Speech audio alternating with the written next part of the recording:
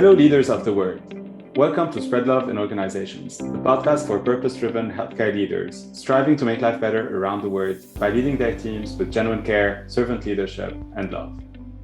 I'm Naji, your host for this podcast, having the honor to be joined today by Bridget Akinc, CEO at Building Impact. Passionate about innovation and finding new ways to work towards solving complex social challenges, Bridget leads Building Impact, a nonprofit organization that engages leading companies and brands in local communities through volunteering and capacity building. Prior to this role, Bridget led dynamic teams focused on accelerating growth and innovation enabled by technology across multiple sectors, including finance, retail, automotive, high technology, and education.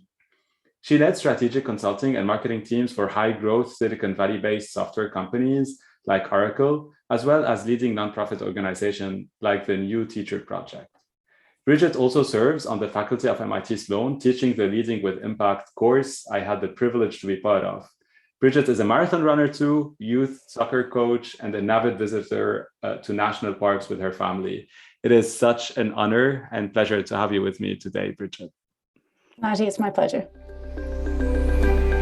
Can you please share with us a little bit more about your personal story from finance, marketing, consulting to now leading an incredible nonprofit organization impacting lives of thousands in local communities? I think that if we think about it, my start was in education. Back in the days that I was in college, I trained to be a teacher. And one of the things that I think was, in the forefront of my mind at that point in time was that this idea of systems change in a system as complex as an education system with so many different funding models across charter schools, local schools, and then obviously private and independent schools begged a question of what I hadn't studied, which was to really understand the mechanics of business, to be able to make a systems level change in a social system like education. And at the time that I was graduating from Princeton, Teach for America was a model that a lot of people thought about and pointed to as being a real, turn things upside down type of innovative model. And at the same time, it was running near bankruptcy. Now, this, of course, is the same time that Apple was running near bankruptcy. So if you think of these two organizations sort of simultaneously being, I think, somewhat critical to the way in which we've thought about education reform and education innovation in this country over the course of the last 25 years, I think Apple has played a critical role in the way that it has enabled technology adoption and usage in the way that we think of education today, and certainly made education possible during COVID. And Teach for America, I think, has fundamentally changed the way that we think about education leadership and education, the teaching profession, I would say, as a springboard into having informed discussions about education and its impact in our world, now more broadly even than Teach for America and Teach for All.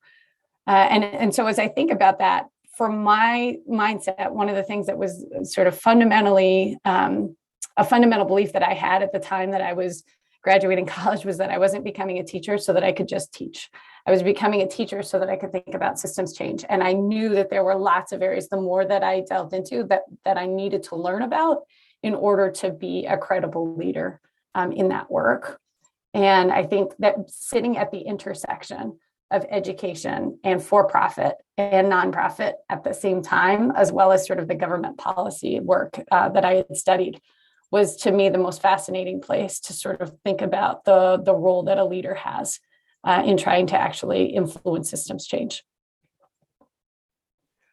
I love this, so I will double click on it immediately. What is the role of a leader in influencing system change for you? So I think in the nonprofit sector, we talk a lot about the importance of proximity. And I think that we're hearing that more and more as we think about impact investing. We talked during the Leading with Impact program with Dr. Makiba McCreary, who's leading this work in many ways with leaders of color in the Commonwealth of Massachusetts, and thinking about impact investing relative to impact measures not designed or preordained by grant-giving organizations, but rather by the leaders that are on the ground. I think Ayanna Pressley speaks about this on a public policy front in incredibly powerful ways. But also Gerald Cherchavian, who leads Europe, speaks about the importance of proximity. Brian Stevenson talks about this. I mean, I think this work is, the work of systems change on a ground level for social systems, I think requires having proximity. And one of the goals that I have, I think it's interesting because I have a candidate who came to interview with us, having come from, she had been in the Peace Corps. She was a part of the Harvard Graduate School of Education. Before arriving at us, she had been at Georgetown as an undergrad. So, clearly she had a lot of both knowledge, skills, and really social justice awareness in terms of the work that she had done before. But she sort of said, I don't know, this work around volunteering doesn't really it seems like a scratch the surface type of thing. And I said, for me, the first part of systems change begins by understanding the complexity of the systems that we're working in. And oftentimes people think of volunteering as being sort of, a toe dip into the water. But if that volunteering experience can ignite in someone a deeper level of understanding, inquiry into why the root causes of these social challenges exist, if spending that day doing that activity, as we do with Leading with Impact, can provide an on-ramp to an immersion into a social impact area that you want to learn more about, vote more consciously about, and enact change through, investing and change in policies, then I believe that actually volunteering is the very first and critical step for this intersection of corporate, nonprofit, and government work to be happening. What really struck me about this, even me being volunteer of a large NGO with the Red Cross, you talked about and you think about NGOs in a very different way about nonprofit organization. And I would love if you can share with us here the perspective you have about nonprofits, operations, and also how they can sustain what they do at the long run, because I really think this is a critical point. Sometimes we don't think of it that way. Yeah, I think oftentimes we think about nonprofits in the context of the mission that they hold, sort of the problem that they're trying to solve, and the funding that will be needed to do it. And oftentimes we measure nonprofit leaders relative to the growth in that funding. And sort of outcomes remain a question, right? And we certainly do this in the education sector. We want to know how much have we increased the funding associated for each student. But relative to the kind of things that we think about on an outcome measure, and thinking about whether or not our impact investment has been made in terms of the outcomes that we're designing, I really think we need to be thinking about nonprofit work in much the same way that we think about it in the for-profit sector, which is to really think about the context of the business model. And, if our goal is to have a sustained system level change, then we have to have a sustainable model in which to build that work. There is enormous value created by the nonprofit sector that is revenue generating worthy, I should say, which is to say that, I don't think that we should relegate the nonprofit sector to fundraising. Fundraising can be an important, jumpstart in the same way that a Kickstarter or angel investment or any of the other, sort of tools that we use in the for-profit sector can be. But I think at the end of the day, a nonprofit endeavor to really close a gap or achieve a change requires an investment that is sustainable on a business model level. And so when we look at the kinds of changes that we're trying to recommend and help our organizations on the ground implement through the Leading with Impact program, we're really trying to look at how it is that we can build a sustained business model that doesn't necessarily just mean fundraising, where it is that we can look at, tranches of impact made through investment in a calculated and sort of time-oriented way relative to the outcomes we're trying to achieve. I want now to go through across the industries and the different experiences you had, profit and nonprofit, from a leadership standpoint. Do you see any common thread that you really took with you across all those experiences and that you think is really essential for leaders? So I think that I would go back to this notion of communication as being one of the most critical elements. When I started at BCG, back in the late 90s, I remember I was working on a project where we were doing basically a worldwide education program for all of the partners globally on what the internet really, the dawn of the internet and what it really meant for these Fortune 500, Fortune 100 businesses that we were consulting to. And so in order to do that, my background in having done a little bit of coding and a little bit of teaching meant that I was, the associate on the project that was meant to pull this curriculum together with a set of folks that had deep expertise in both our client base as CIOs, as well as in the space as technologists and engineers. And for me, the most critical element that happened in that experience was to learn the power of education through really strong communication. It was really no different at some level to the kind of communication skills that we learned in becoming teachers. Fundamentally, we have to begin by thinking that we're communicating not a subject matter, but we're communicating to people. We're not educating on a topic, we're educating individuals. And I think in order to be able to, meet folks at a place where, they've arrived, it's communication beginning by listening. I think we talk about this in the context of the work that we do with nonprofits in the Leading with Impact program a lot. We talk about this at Building Impact a lot. There's a lot of programs that are designed to benefit communities that never, ever begin with listening to those community leaders and to those communities for what the need actually is. And there's a leader who's been sort of a celebrated leader now within the innovation space coming out of Africa. He's Ghanaian, Sangu Dele, who is now also on the board of overseers at Harvard and has done a number of things to really evangelize this model of listen first, whether it's in impact investing or a nonprofit. And he talks about his own journey in sort of coming to an understanding of really beginning with innovation by listening to community need and to community generation. And I think Sangu hits this on the head. I think that it is the idea that we listen first in any context to understanding what it is that our audience is looking to learn and to looking to know and to looking to utilize. That is the foundation for the principle of leadership. And I think it is only in listening that we can then co-design and develop a solution and develop an idea of innovation to really achieve the goals that we hold in working with that constituency.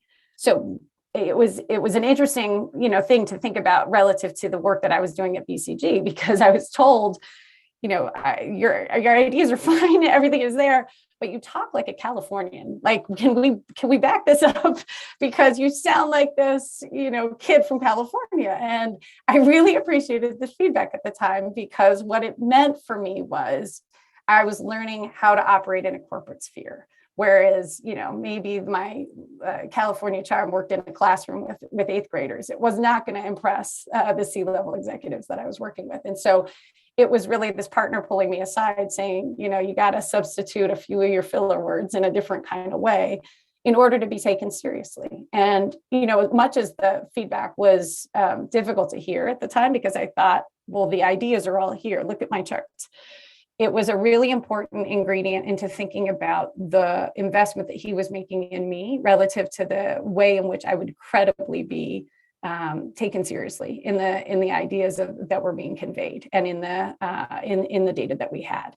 And I think that is something both in developing innately the confidence to be that spokesperson for those ideas, but also to be thinking about how it is that our presence is met when we show up. That was a really important element for me in toggling between these sectors, and something that was very effective for me when I hopped into boardrooms in Detroit or boardrooms on Wall Street.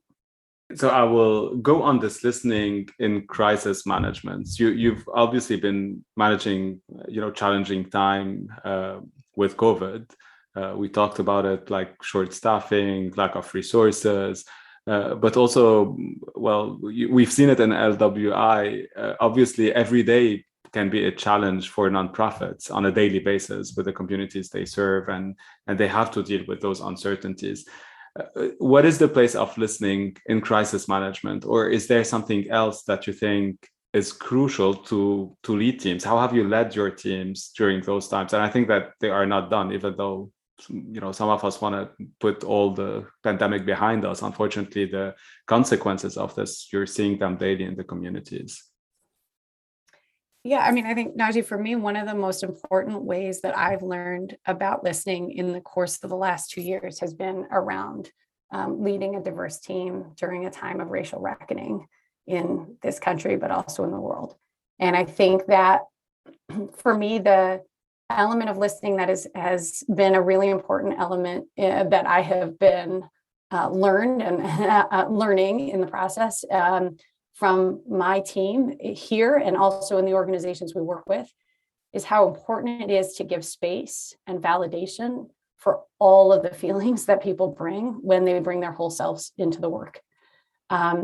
There have been times where we just take a pause and we, as an organization, take a pause so that folks have an opportunity to be mindful of how they're feeling at the time of doing this work. It can be, time to be angry. It can be time to be sad. It can be time to, be joyful about, the work that we're doing and the outcomes that we're having. But it's so important that we take time together collectively and also take time individually.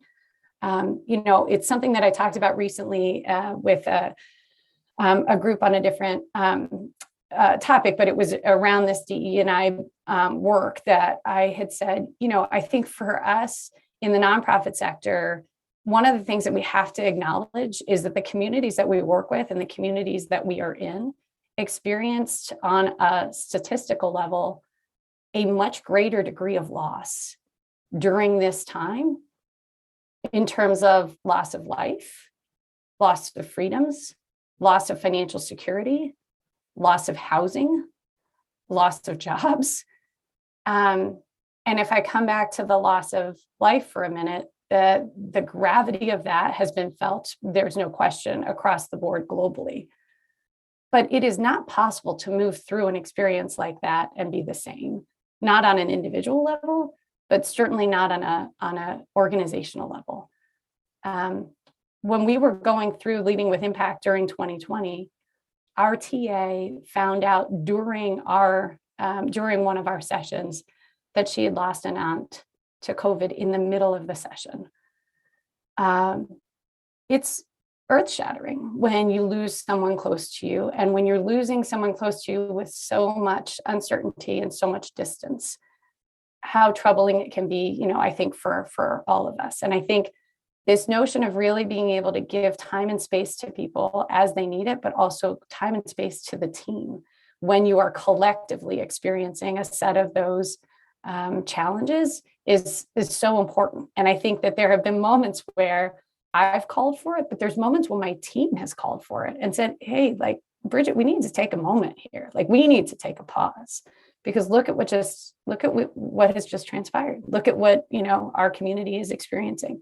And I think that there has been time and space where people have needed to really voice those feelings. And that type of creating that type of environment is oftentimes the thing that our team does for others. When we're doing volunteer projects, we ask people to take a moment to think about maybe some of those topics that we don't discuss often in a work environment. Let's take a moment during Pride Month here to acknowledge the loss of life that has existed in the trans community, even just over the course of the last year. Let's take a moment, because this project that we're doing to support trans youth means that these are youth who are going through an experience of collective loss for a community they call their own. It's important that we take that time to think about that loss in the context of helping to really make an experience for them of going to camp joyful. But let's be cognizant that when we enter this work, it's not being entered, sort of shallowly. And I think that type of opportunity to have a discussion, oftentimes our facilitation will then elicit a conversation with the companies that we're working with that they've never had before of, oh, well, my son experienced this, when he was going to camp, or this is an experience that my brother had when he was in the midst of his transition or whatever. Those are kinds of conversations that just bring out the humanity in all of us. And I think that notion of being able to connect on a much more human level is something, hopefully, that, we can do more and more of in all of our circles. This is so sobering and profound. Thanks for sharing this, Bridget. It's our role as leaders is really crucial to create those spaces, and as you said, for our team to sometimes also ask for them when needed. But we all can do more on it. It's tough to transition now, but I want to give you a word and then get a reaction to it in this next part. Okay. So the first word is leadership. I think that it's earned, not designated. What about impact?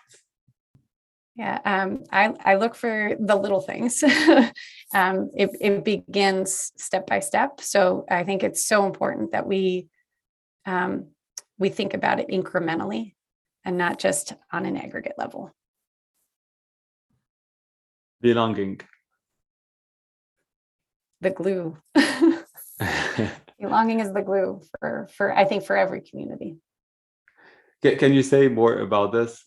I loved how you framed it during also the discussions we had, the different, like the journey from D&I to belonging. I think a lot of organizations focused on D&I.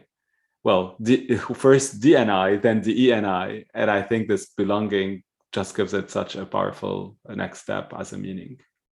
Yeah, I mean, I think the power of belonging or an understanding belonging is the power of understanding being othered. We have all experienced a time and place in our lives where we have been othered, and that can be for so many different reasons.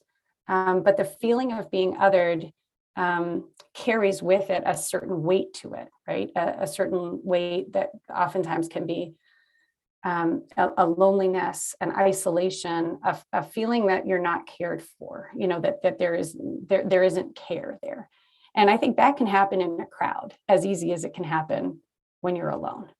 And so one of the things that I think we try so hard to do in the projects that we create is to really attach a sense of community to the work that allows for reflection and people being able to bring their full selves to that work, that allows for that empathy building to be built very organically through that sense of their own introspection about a time when they've felt othered or felt outside of it.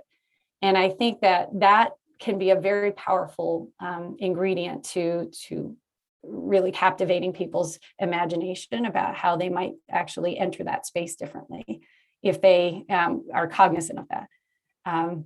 It's interesting to me because, one of the people that I oftentimes talk about as having a very influential role for me in my concept of this, of othering and this concept of this work was Toni Morrison. So Toni Morrison was a professor of mine at Princeton when I was an undergrad, and had written a book, actually, that was a nonfiction book about the origins of othering, which is not as often read, honestly, as Beloved and Jazz and a number of her very, very popular novels, rightly so.